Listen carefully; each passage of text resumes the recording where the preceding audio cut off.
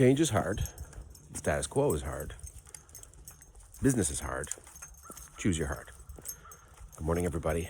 Walking and talking with Ruby. Here we are, talking to a lot of entrepreneurs about how difficult it is to change how they do things, and macro changes and micro changes. And so anytime you're trying to shift a business model, every time you're trying to shift how you do things, learn a new tool, learn a new platform, do something, the learning curve on that can be challenging.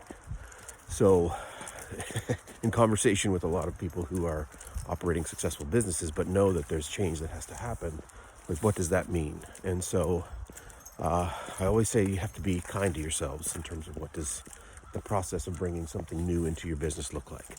And so when we start looking at it from a change management perspective, it's like, okay, who's responsible, who's accountable? Like, that's important. Who's learning? Who's managing the change? And then how are we making sure that our people understand the impact? So you can call this a technology challenge, you can call this a process challenge, but when we talk about it from a growth perspective, it's what is it that we need to do to be better and quicker, faster, more responsive, whatever that is, in light of what our customers want. And so from a change perspective, it's understanding how you can bring new ideas, bring new things into your business, not upset the apple cart, still, maintain a good product, a good process, but the change that's coming in the next few years beyond what's already happened is really impactful. So how do we make sure that business owners, entrepreneurs can really maintain change within their organizations and still keep the wheels on the wagon? So the conversation Ruby and I are having today is incremental change is okay. If you can only do so much, that's fine. You have to, again, be kind to yourself in terms of the pace of change.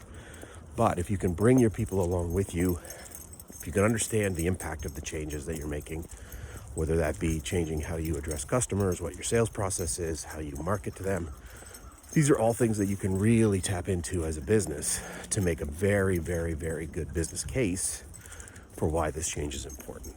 And so from business to consumer or business to business, it's how do we interact with our customers better, and what tools and platforms and things will make that easier and better, and can we get good at that? So the getting good part is the frustrating part. So again, this is why if you're kind to yourselves and you understand what that process needs to look like, you can say, hey, we're gonna go on YouTube, we're gonna go on TikTok, we're not gonna know how it works, we're gonna make a ton of mistakes, might not look as professional as we'd like, and all of that is okay, because now you're able to understand the impact of what the new tool, the new change will be for the business.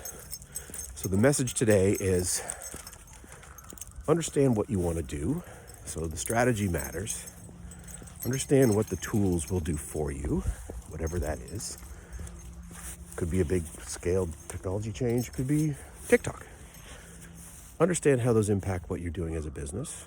Make sure you give yourself time, space, mistakes to get good at these things. Part of what I'm doing here is a little bit of that as well. So I'm making mistakes all the time. I'm learning all the time about how these tools work. And now you can be better at understanding why it would be important for you, your customer, and your business. All right, enough preaching today. Ruby is very much sick of these business talks, but she loves walking. So we're going to keep doing that. Walking and talking with Ruby.